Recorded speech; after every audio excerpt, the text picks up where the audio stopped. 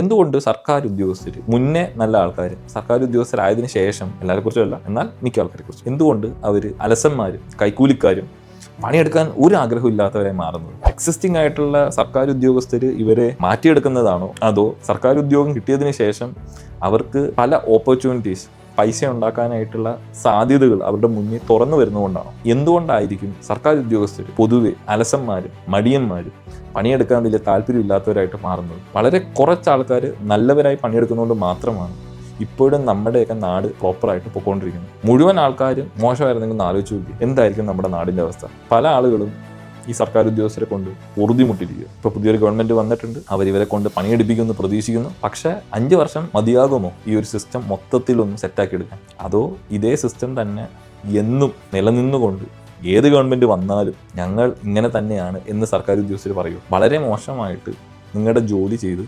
എല്ലാവർക്കും ബുദ്ധിമുട്ടായി പ്രയാസം ഉണ്ടാക്കി ഒരു പേപ്പർ പോലും റെഡിയാക്കാൻ വേണ്ടി താല്പര്യമില്ലാതെ പല ആൾക്കാരെയും വലച്ചുകൊണ്ട് ബുദ്ധിമുട്ടിച്ചുകൊണ്ട് മാനസികമായിട്ടും അല്ലാതെയൊക്കെ ടോർച്ചർ ചെയ്തുകൊണ്ട് എങ്ങനെയൊക്കെ ബുദ്ധിമുട്ടിക്കാവോ ആ രീതിയിലൊക്കെ ബുദ്ധിമുട്ടിക്കുന്ന ആൾക്കാരായി മാറേണ്ട ആവശ്യമുണ്ടോ? ഒരു സർക്കാർ ഉദ്യോഗം കിട്ടുമ്പോഴത്തേക്കും നിങ്ങൾ മനസ്സിലാക്കേണ്ടത് നിങ്ങൾക്ക് സെർവ് ചെയ്യാൻ കിട്ടുന്ന ഒരു ഓപ്പർച്യൂണിറ്റിയാണ്. ആ ഒരു ഓപ്പർച്യൂണിറ്റി നല്ല രീതിയിലൊന്ന് യൂട്ടിലൈസ് ചെയ്ത് നോക്കിയാൽ വലിയൊരു മാറ്റമാണ് നമ്മുടെ നാടിനെ സംഭവിക്കാൻ പോകുന്നത്.